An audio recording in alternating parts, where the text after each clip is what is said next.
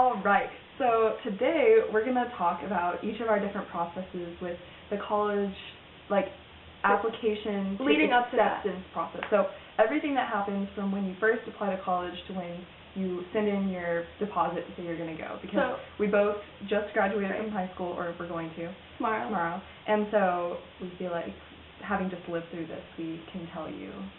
And then we'll start with, like, the precursor to applications. Yeah. So what you need to do to have stuff to write on your applications, and like what kind of activity scores, all that kind of stuff. And also just I feel like we both have a lot to say about, like, there's a lot of, like, gossip and there's a lot like, of, like, rumors stigma and stuff that goes around about, like, college stuff, and it's like we're gonna clear some of that. Yeah, especially if you're, like, in a competitive environment, it just gets, like, really hostile and not good. So I guess to give a little background, we both go to we go to the same really big public high school, and we're in the IB program at our high school. So for people who don't know what that is, it's like an international baccalaureate. I can never say it. International baccalaureate, and it's like the most rigorous program at high schools that offer it.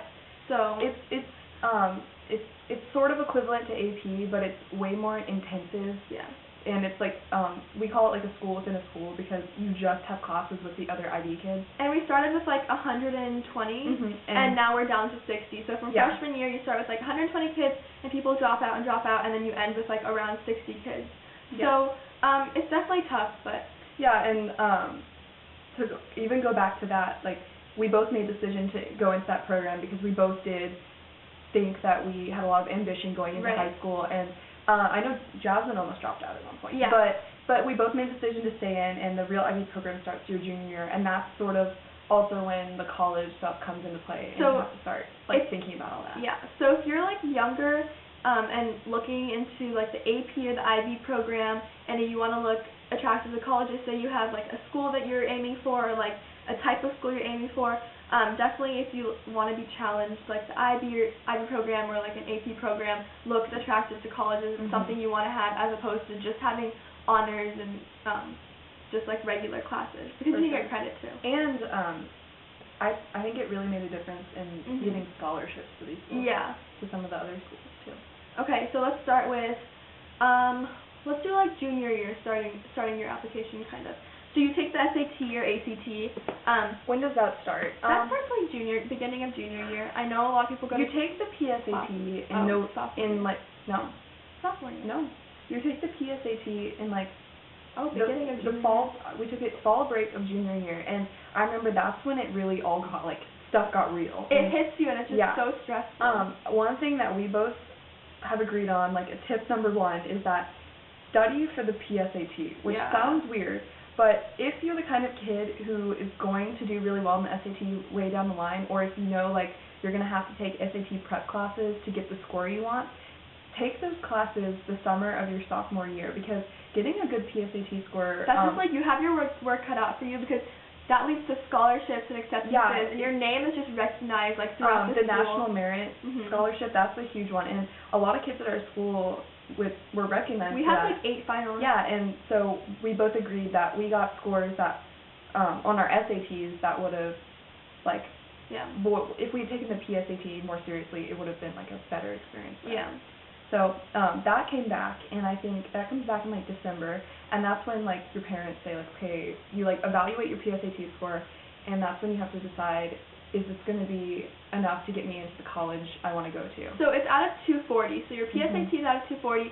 If you're getting like 200 and above, you know you're kind of merit. It's like 218 or 211 and above. It changes every year. Yeah. Like if you're breaking 200 on the PSAT, that's a good indicator that you're going to do pretty well on the SAT. So for people who don't know how it's scaled, it's on a 2400 scale, and for a lot of competitive colleges, you're looking for like 2150 and above as being a good score. But that's like Ivy League. Yeah, that's like that's like the most high, like most competitive level of college. But if you're breaking 2000, you're looking at a good score. Right. But for me personally, the SAT wasn't great for me. Like I couldn't break 2000, which for me was really frustrating because like I'm a good student and I know that I can do better than that. And you took classes too. Yeah, I took classes too. We both But did. I took the ACT and I did really well. So, like, Taking the ACT, I took it 3 times, and I gradually improved every time to finally, like, the score that I wanted, and, like, that, like, exceeded my SAT score, like, a lot.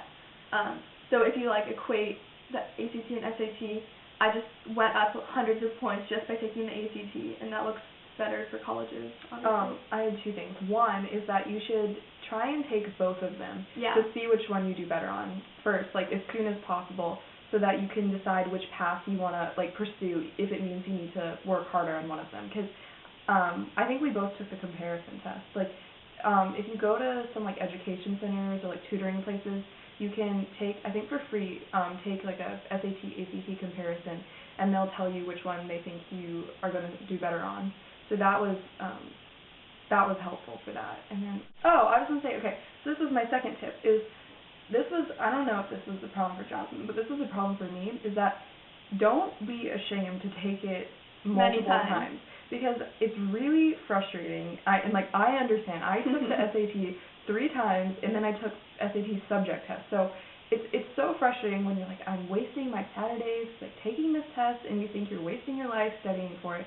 But the thing is, it's more frustrating to get rejected to colleges that you wanted to go to than it is to give up, like, one Saturday of your life.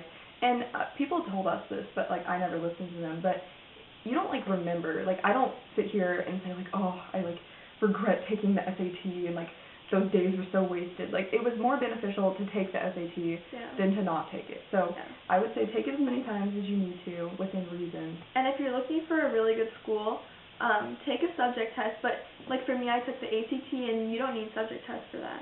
Yeah. And that's really confusing for a lot of people, but you don't need subject tests for that. You can still add them in, but subject tests, like, there's a general kind of, like, unspoken rule that if you don't do extremely well or perfect on those, you don't send them in. I did not. I didn't send them in either. But, yeah, only really, like, the Ivy Leagues and Rice, like required them. Yeah. Because none of the other schools I applied to did require it. What else about the ACT, or the SAT, so we can, like, do another video on everything else? Yeah, if you want more details on the SAT, I mean, let us know. We took it a lot, but that was, like, between the two of us, we did a lot of hours of classes. And we went to the class for a long time. You can take, like, classes for one specific area of the SAT, because I was always weak in math, and so I took math prep classes to, like, prepare me for the math section. So that's always an option. Oh, wait, super score. And then, that's true. You can also super score. That's only for the SAT, though. Yeah, not for the ACT. If you take it multiple times, a lot of colleges, not all colleges, but a lot of colleges will look at your best scores from each different section and then put those together to get your total score instead of, like, just taking one SAT. So, like, one time I did much better on the writing section of one test and then, like, the better reading on another one, and so you put those together, and that's, like, your super score. But, like, on the ACT, you can't do that. No. And everyone totally tells you what their super score is. Yeah. Like, so when people are like, oh, I got 2250, they might have, like... I mean, some people do. Yeah. A girl at our school got a perfect score on the SAT. 2400. Yeah. But a lot, like, the super score is generally what people tell you when they say what you got. And don't let other people's scores sway you or discourage you in any way. Yeah, because like, junior year is a time when all these numbers are just floating around, your GPA, your SAT score, and you feel so inferior about yourself. Class rank. Oh, yeah, that's another one. And so it gets, like, super overwhelming, and a lot of people start thinking, oh, like, so-and-so is just better than me, they have a better SAT score, they have a better class rank. Know, like... And, I mean, it never hurts to apply. Like, if you want to apply to a school, you should apply, and then when you get the rejection letter, it's like, okay, well, I gave it my all. Like, you sent out what you had. And, I mean, that comes later in, like, step 2. But then you kind of, like, have to come to, like, the peace with, I did my best, and, like, you end up going where you should be going. Yeah, but that's later on. Yeah, but it still applies for, like, the SAT and such, because it's super scary. Yeah, it is. Okay, so if there's any other SAT-related questions, we'll answer them. Just leave them. Yes, not a fun time, but it has to be done.